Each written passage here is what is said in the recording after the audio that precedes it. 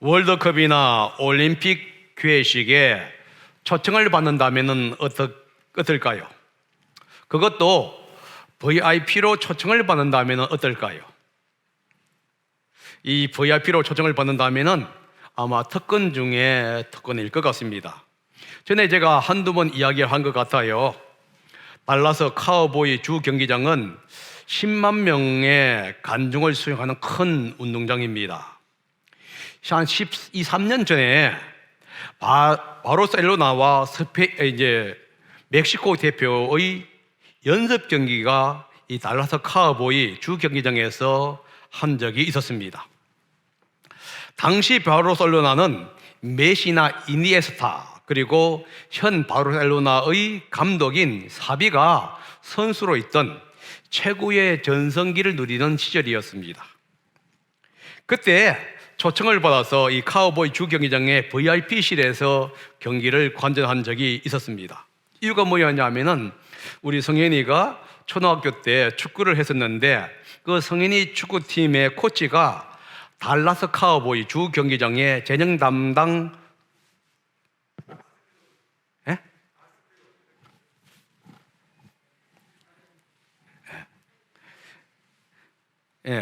재정 담당 총 디렉터였기 때문에 가능했던 것이에요.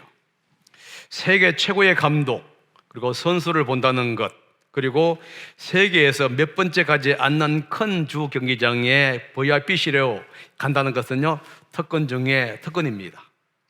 거기서 바라본 이 카우보이 주 경기장의 경치는 엄청났고요, 정말 장엄했습니다. 오늘 본문은 할렐루야 여호와를 찬양하라 하는 권면으로 시작이 되면서 여호와를 찬양해야 하는 이유를 제시해 주고 있어요. 그 이유는 뭐냐 하면은 어린 양의 호린 잔치에 VIP로 초청을 받았기 때문입니다. 어린 양의 호린 잔치에 VIP로 초청받는 것, 이게 얼마나 놀라운 축복일까요? 우리는 주님께서 재림하실 때에 VIP로 어린 양의 호린 잔치에 초청을 받게 됩니다. 오늘 저는 할렐루야 여호와를 찬양하라 하는 제목으로 말씀을 전하겠습니다. 요한계시록 3장 20절은 성도들에게 즐거워하라고 권면을 합니다.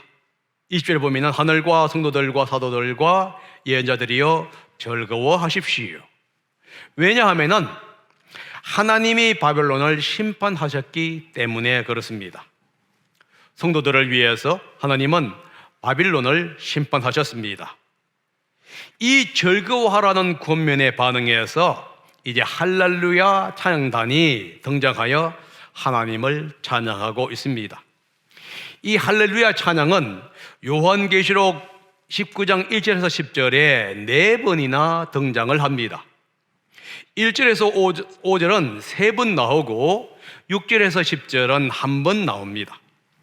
1절에서 5절은 바벨론에 대한 하나님의 승리를 찬양하고 있다고 한다면 6절에서부터 10절은 어린 양의 호린 잔치에 대한 찬양으로 되어 있습니다.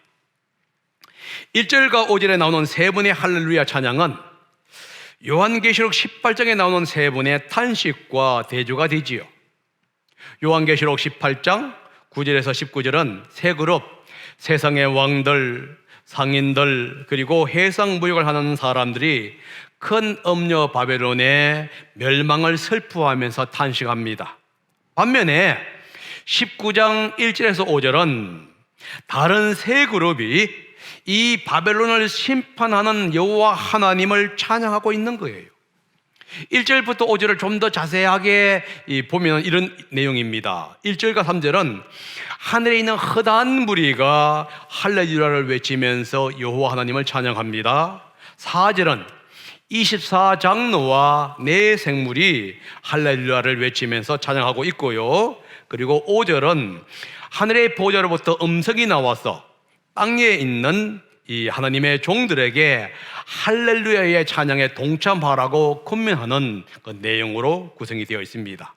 결국은 하늘과 땅에 있는 성도들 그리고 이 온 천군 천사가 할렐루야 여호와를 찬양하면서 경배하고 있는 장면이 오늘 19장 19장 1절부터 5절까지의 내용입니다. 이 할렐루야는 히브리어의 두 단어 할랄과 야가 합쳐져서 된 용어입니다. 할랄은 찬양하라 이런 뜻이고요, 야는 뭐냐? 여호와 하나님을 지칭하는 용어입니다. 그래서 할렐루야, 이것은 무슨 뜻이냐면은 여호와 하나님을 찬양하라, 여호와를 찬양하라 하는 의미예요. 그래서 여러분들 성경에 보면 할렐루야가 많이 나오죠. 특별히 시편에 보면 많이 나오는데 그게 다 뭐냐? 여호와를 찬양하라 하는 뜻입니다. 자, 1절에 보면은 하늘에 있는 큰 무리가 우렁찬 음성으로 여호와를 찬양하고 있습니다. 다 같이 한번 읽어봅니다. 시작. 이 일이 있은 뒤에 내가 들으니 하늘에 있는 큰 무리가 내는 우렁찬 음성과 같은 소리가 이렇게 울려왔습니다. 할렐루야, 구원과 영광과 권력은 우리 하나님의 것이다. 여호와 하나님을 찬양하는 근거가 뭐냐? 구원과 영광과 권력이 여호와 하나님께 속해 있기 때문에 그렇다는 거예요. 하나님은 영광과 찬양을 받으시기에 합당한 분입니다. 왜냐하면 하나님은 구원의 주님이시며 모든 영광과 찬양은 오직 하나님께만 속해 있기 때문에 그렇습니다. 그래서 구원의 주님께 영광과 찬양을 돌려야 하는 겁니다. 하나님께 영광과 찬양을 돌려야 하는 이유에 대해서 얘기하고 있는데 그것은 뭐냐? 하나님의 의로운 심판 때문입니다. 2절이 그 얘기를 하고 있습니다. 다 같이 읽어봅니다. 시작. 그분의 심판은 참되고 의로우시다. 어명으로 세상을 망친 그 큰 창녀를 심판하셨다.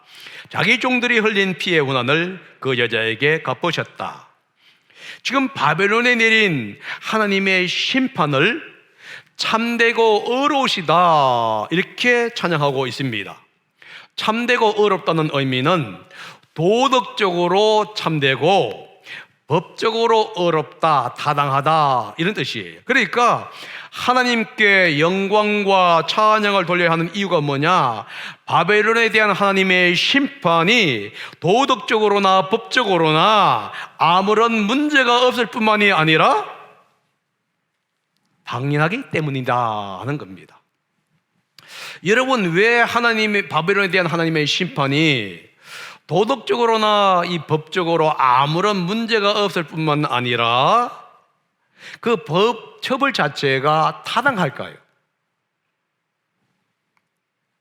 바벨론이 행한 여러 가지 악한 죄 때문에 그렇다는 겁니다. 이 바벨론이 음행으로 이제 온 세상을 유혹하고 망하게 했습니다. 성경에 이렇게 얘기하지요. 음행으로 세상을 망친 그 큰 창녀를 심판하셨다. 하나님이 세상을 심판하셨는데 왜 심판하셨느냐? 음행으로 온 세상을 망쳤기 때문이라는 거예요. 여기서 이 세상을 망쳤다 했을 때 이 망쳤다는 얘기가 뭐냐면은 망하게 했다, 그리고 이 파괴했다 하는 뜻이에요. 그런데 이 용어가 도덕적으로 종교적으로 사용되었을 때는 어떤 의미가 있냐 하면은 망상과 부도덕으로 썩게 하는 것, 유혹하여 타락하게 하는 것, 그리고 더 나아가서 영원한 멸망으로 인도하는 것을 말할 때에 이 망하게 했다 하는 용어가 사용이 됩니다. 결국 바벨론은 온 세상을 유혹하여서 도덕적으로 종교적으로 타락하게 만들었다는 거예요. 뿐만 아니라 그들을 영원한 멸망으로 인도했기 때문에 바벨론을 향한 하나님의 심판은 당연하다, 타당하다, 어렵다, 올바르다 이렇게 얘기하고 있는 거예요. 또 다른 이유가 뭐냐 하면은 바벨론이 하나님의 종들에게 흘린 피의 운한 때문입니다. 성경에 이렇게 얘기합니다. 자기 종들이 흘린 피의 운한을 그 여자에게 갚으셨다. 바벨론은 하나님의 백성을 핍박하고 죽였습니다. 성도들의 피를 흘렸기 때문에 흘린 피에 대한 책임을 져야 하는 겁니다.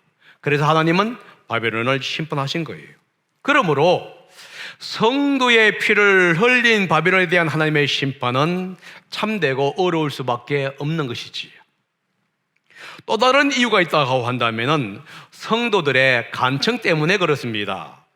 요한계시록 6장 9절에서 10절에 성도들은 하나님께 이렇게 간청합니다. 한번 다 같이 읽어봅니다. 시작.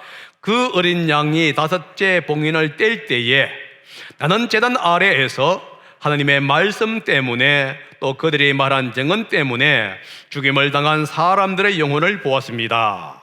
그들은 큰 소리로 부르짖었습니다.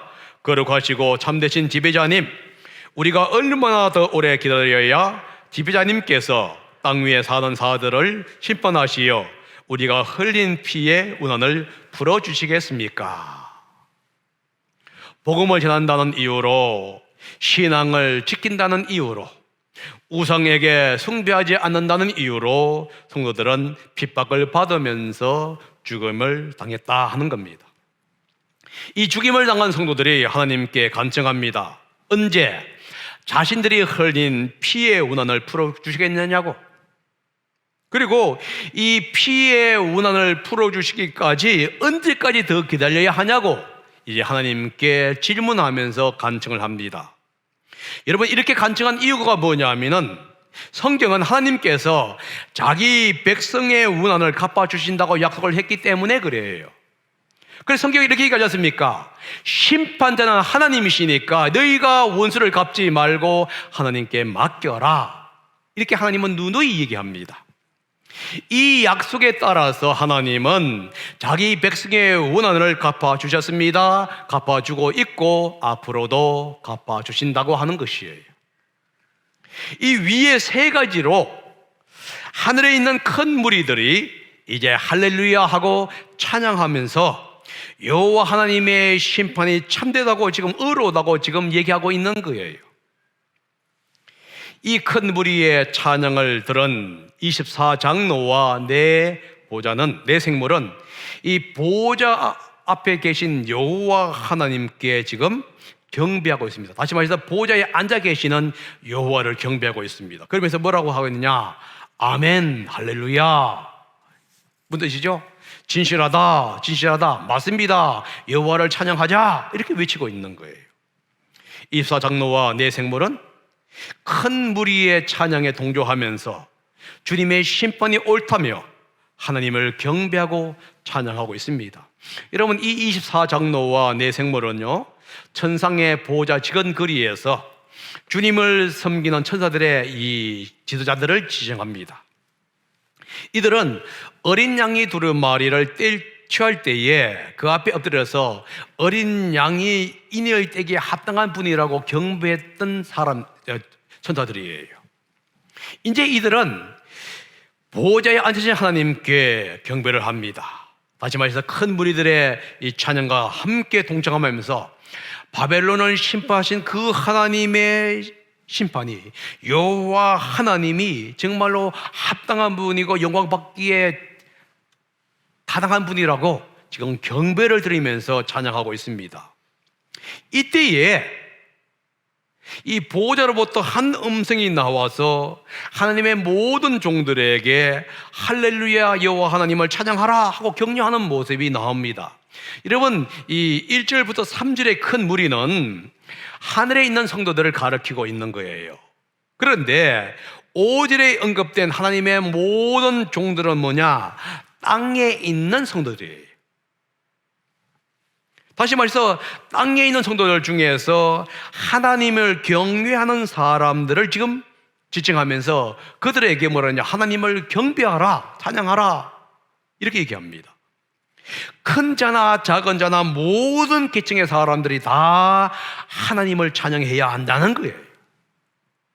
여러분, 사실 이 땅은 전쟁터와 같지 않습니까? 승리나 기쁨보다는 고난을 더 많이 겪고 있는 것이 오늘날 우리의 삶 같아요. 그런데 어떤 환경에 처해 있든지 간에 하나님을 찬양해야 한다는 거예요. 왜냐하면 하나님은 최후 승리를 이끄시고 보증해 주시는 분이기 때문입니다. 성도들이 흘린 피를 보상해 주시는 그 분이며 원수를 갚아주시는 분이기 때문에 그 하나님께 경배하고 찬양해야 한다는 거예요. 이렇게 세 번의 할렐루야 찬양대가 하나님을 찬양하고 있을 때에 갑자기 또 다른 할렐루야 찬양이 등장하고 있습니다. 6절이에요. 한번 읽어봅니다. 시작. 또 나는 큰 무리의 음성과 같기도 하고 큰 소리와 같기도 하고 우렁찬 천둥 소리와 같기도 한 소리를 들었습니다. 할렐루야. 주 우리 하나님 전능하신 분께서 왕권을 잡으셨다. 6장에 울려 퍼지는 음성을 이렇게 표현하고 있습니다. 큰 무리의 음성과도 같다. 큰 물소리와도 같다. 우렁찬 천둥 소리와도 같다 하는 소리로 이제 표현하고 있어요. 이렇게 세 번이나 음성을 시각적이고 청각적으로 표현한 이유가 뭐냐 하면은 이 소리가 엄청나게 컸다는 것을 지금 강조하고 있는 것입니다. 하나님의 큰 음성이 주 하나님, 전능하신 하나님께 할렐루야를 외치면서 찬양하고 있는 것이에요. 그런데 이들이 큰 소리로 외치는 이유가 있습니다. 하나님께 영광을 돌려야 하는 이유를 얘기하고 있는데, 이유가 뭐냐 하면은 어린 양의 혼인잔치가 이르렀기 때문에 그래요. 다시 말해서 하나님께서 준비하시던 어린 양의 혼인잔치가 이르렀기 때문에 찬양하라, 이렇게 얘기하는 거예요. 음행과 피로 만국을 파괴하고 성도들을 핍박한 바벨론은 심판을 당하고 받고 멸망당합니다. 그런데 핍박받는 성도들은 이제 어린 양의 혼인잔치가 시작되는 모습을 보면서 찬양하고 있는 거예요. 그래서 큰 음성이 할렐루야를 외치면서 여호와를 찬양하라 하고 얘기합니다. 여러분, 이 어린 양의 혼인잔치에 성도들은 신부의 자격으로 참여하게 된다는 것을 얘기합니다. 마태복음 5장 12절에 예수님은 이렇게 얘기했습니다. 너희는 기뻐하고 즐거워하여라. 하늘에서 받을 너희의 상이 크기 때문이다. 너희보다 먼저 온 예언자들도 이와 같이 박해를 받았다. 다시 말해서 박해를 받고 핍박받는 성도들에게 예수님은 뭘 하고 있느냐? 기뻐하고 즐거워하라는 거예요. 이 핍박과 박해가 그들에게 즐거움을 주는 것이 아닙니다. 이유는 딱 하나예요. 하늘에서 받을 상이 크기 때문에 그래요. 핍박받고 고난을 받으면 받을수록 더 많은 상급이 하늘나라에 준비되기 때문인데, 이제 이 큰 상급을 오늘 본문은 뭐라고 하고 있느냐? 어린 양의 혼인잔치로 지금 이야기하고 있다는 겁니다. 하나님은 핍박받고 고난받는 성도들을 어린 양의 혼인잔치에 신부의 자격으로 참여하게 함으로써 지금 보상해주고 있는 모습을 보게 됩니다. 그런데 여러분, 이 어린 양의 혼인잔치에 참여하는 신부들이 스스로 단장을 하고 있는 모습이 나옵니다. 신부들은 빛나고 깨끗한 모시 옷으로 스스로 아름답게 단장을 하고 있어요. 여러분, 이 모시옷, 이것은 세마포 옷인데 이 고대에서는 사치품으로 이게 나옵니다. 요한계시록 18장 12절에 보기에 열거된 사치 품목에 이 모시옷이 표현되어 있습니다. 바벨론은 고운 모시, 그리고 자주 옷감과 비단과 붉은 옷감으로 묘사되고 있는 붉은색 모시옷을 지금 입고 있었던 거예요. 그리고 온갖 보석으로 치장을 하고 있습니다. 이것은 바벨론의 사치와 향락을 지금 강조하고 있습니다. 그런데 이 어린 양의 신부가 입은 모시옷은 붉은색의 모시옷이 아니라 빛나고 깨끗한 모시옷입니다. 다시 말해서 흰색의 모시옷을 얘기해 주고 있어요. 그런데 여러분, 7장 후반절과 7절 후반절과 8절에 어린 양의 신부가 단장한 옷을 이렇게 표현하고 있습니다. 다 같이 읽어봅니다. 시작. 어린 양의 혼인날이 이르렀다. 그의 신부는 단장을 끝냈다. 신부에게 빛나고 깨끗한 모시옷을 입게 하셨다. 이 모시옷은 성도들의 의로운 행위다. 여러분, 여기서 여러분들 주의를 기울여야 합니다. 어린 양의 혼인잔치에 이르렀기 때문에 신부가 스스로 단장을 마쳤다 얘기합니다. 여기서 그의 신부는 단장을 끝냈다 했을 때 끝냈다는 용어가 뭐냐면은 부정과거 능동형어를 차용하면서 신부가 스스로 단장을 마쳤다 하는 사실을 지금 강조하고 있는 거예요. 누가 준비했냐 하면 신부가 스스로 준비한 거예요.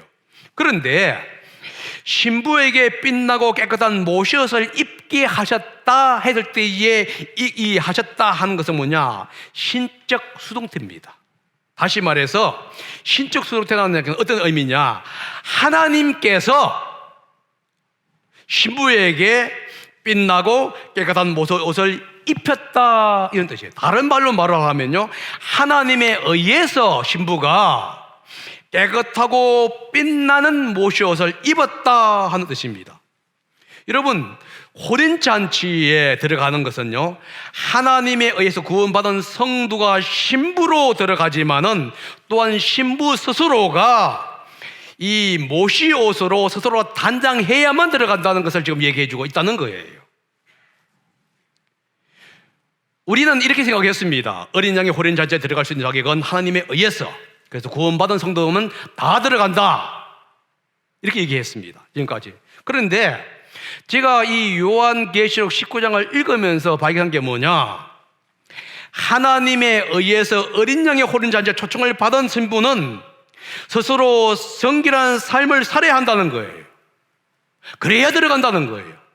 여러분, 이게 모순으로 보이지 않는가요? 자, 보세요. 신부에게 빛나고 깨끗한 옷을 입게 하신 것은 여호와 하나님이에요. 그런데 혼인날이 일어나는데 신부가 스스로 단장을 했어요. 그런데 그 모시옷으로 스스로 단장했는데 그 모시옷은 뭐냐? 성도들의 의로운 행위예요. 여기서 지금 우리가 모순처럼 보이는 겁니다. 하나님에 의해서 어린 양의 혼인잔치에 들어가는데 또 다른 표현이 뭐냐 하면은 스스로 단장해야 해서 들어간다는 거예요. 여러분, 이게 상당히 재밌는데요, 다른 말로 말하면 성도들의 옳은 의로운 행위다. 이것이 무슨 뜻이냐면은 하나님이 성도들에게 행하신 옳은 행실이다 하는 의미가 있으면서도 동시에 성도들에 의해서 행해진 옳은 행실이라는 의미가 포함되어 있습니다. 이 사실을 볼 때 우리는 이렇게 결론할 수 있습니다. 어린 양의 혼인잔치는 하나님의 은혜에 의해서 이루어지지만 그 은혜에 대한 하나님 성도들의 올바른 반응에 의해서 이루어진다는 거예요. 이것은 마치 잔치에 초청을 받았을 때에 초청받은 사람은 합당한 옷을 입어야 하는 것과 같은 이치입니다. 잔치에 초청을 받았는데 합당한 옷을 입지 않으면 쫓겨나게 되어 있습니다. 여러분, 마태복음 22장 11절 13절인데 한번 읽어봅니다. 시작. 임금이 손님들을 만나러 들어갔다가 거기에 혼인 예복을 입지 않은 사람이 한 명 있는 것을 보고 그에게 묻기를, 이 사람아, 그대는 혼인 예복을 입지 않았는데 어떻게 여기에 들어왔는가 하니 그는 아무 말도 하지 못하였다. 그때에 임금이 종들에게 분부하였다. 이 사람의 손밭을 묶어서 바깥 어두운 데로 내던져라. 거기서 슬피 울며 이를 갈 것이다. 많은 분들은 이것을 갖고 이렇게 해서 구원받지 못했다. 그런데 여러분, 구원받지 못한 사람이 어떻게 혼인 잔치에 들어갈 수가 있는가요? 구원받지 못한 사람은 초청 받을 수도 없고 자체에 들어갈 수가 없어요. 그런데 오늘 본문은 뭘 얘기하고 있느냐? 잔치에 들어갔다. 그러니까 여러분, 이 혼인 잔치에 참석한 사람이 쫓겨난 이유는 초청을 받지 못했기 때문이 아니라는 거예요.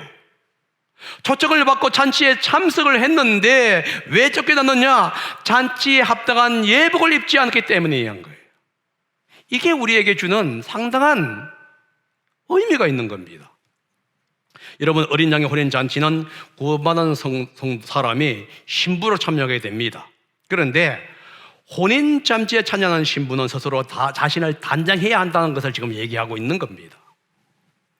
성도들이 올바른 행실로 준비할 때 비로소 어린 양의 잔치의 신부로 들어갈 수 있는 거예요. 그래서 요한계시록은 19장 17절 8절에서 이 두 가지 모두를 강조합니다. 마태복음 22장은 부정적인 측면, 다시 말해서 준비하지 아니하면은 잔치에 참석할 수 없다는 점을 강조하고 있다면은 요한계시록 19장은 부정적인 측면, 신부가 준비하지 않으면 참석할 수 없다는 얘기를 하지 않아요. 오히려 긍정적인 측면을 얘기합니다. 그래서 스스로 단장했기 때문에 들어갔다. 여러분, 왜 요한계시록이 부정적인 측면을 얘기하지 아니하고 긍정적인 측면을 얘기하고 있느냐? 성도들에게 어떤 어려움이 오더라도, 어떤 핍박이 오고 우상 숭배가 강력히 임한다 할지라도 참고 견디다, 이런 얘기예요. 여러분, 요한계시록이 쓰여질 때 당시 성도들은 엄청난 고난을 당했습니다. 여러분이 당하는 고난은 고난이 아니란 말이에요. 그 당시에는 사업 자체를 할 수가 없었어요. 직장을 다닐 수가 없었어요. 상인조합에 참여하지 아니하면 그들은 생계를 유지할 수 없을 뿐만 아니라 죽음이라는 건 죽임을 당할 수밖에 없었던 것이에요. 그들에게 얘기하는 겁니다. 스스로가 단장을 해야 한다는 거예요. 그런데 그들이 뭐 했습니까? 스스로 단장했기 때문에 어린 양의 호련잔치에 들어갈 수 있었다.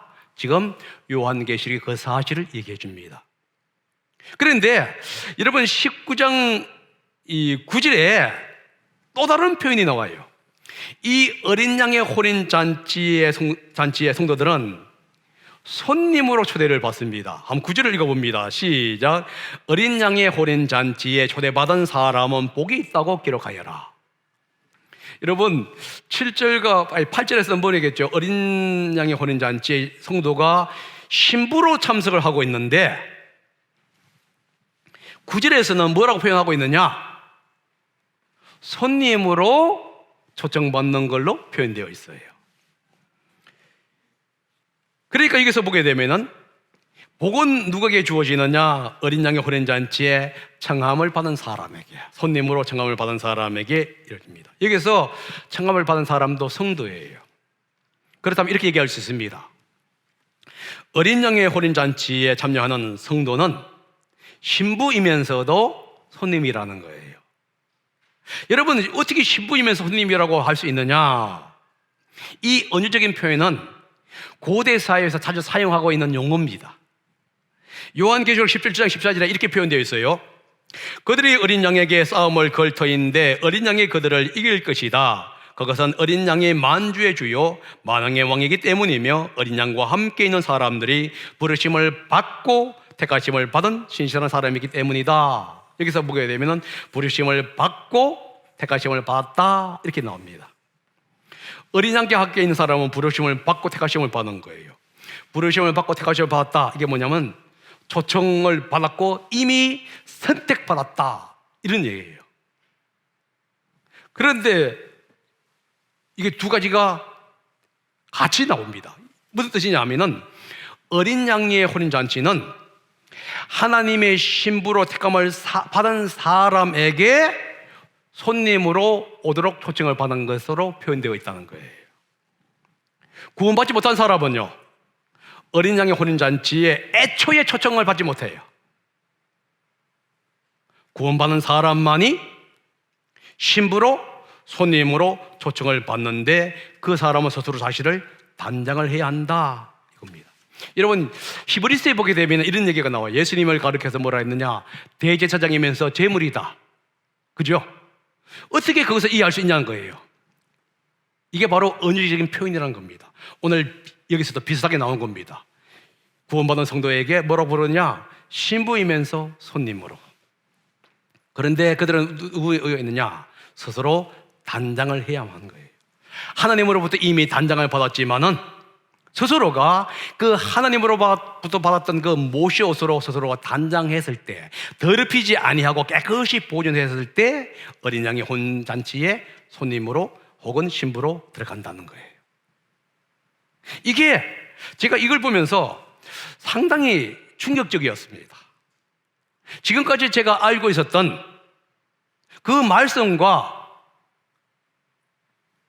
다른 각도에서 지금 얘기해주고 있는 겁니다. 여러분들이 지금까지 들었던 것과 다른 각도가 아닙니까? 사실 이걸 보면서 저는 신선한 충격을 받은 거예요. 그리스도인들이 그렇게 살아야 하는구나.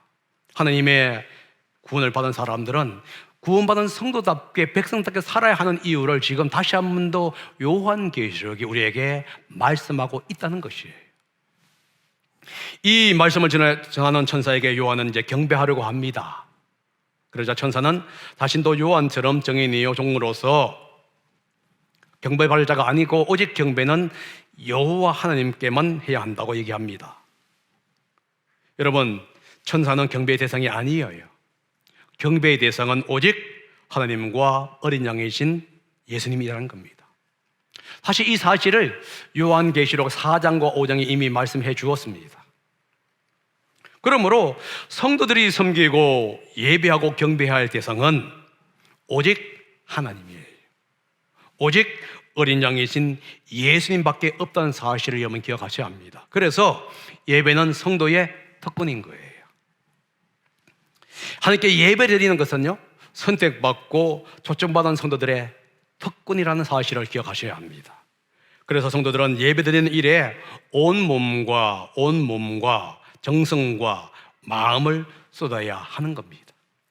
여러분, 이 찬양을 받기에 합당한 주님께 우리는 나아가는 겁니다. 왜냐하면 그분의 심판은 그분의 행하는 모든 일은 어렵기 때문이고요, 그분은 성도들에게 어린 양의 혼인잔치에 참석할 수 있는 신부와 손님으로 참여할 수 있는 특권을 주셨기 때문입니다. 그러므로 성도들은 신부와 손님으로 이제 어린 양의 혼인잔치에 초청받은 사람처럼 합당한 올바른 의의 옷을 입고 주님 앞에 온전히 나아가는 그런 성도가 되어야 할 줄 믿습니다.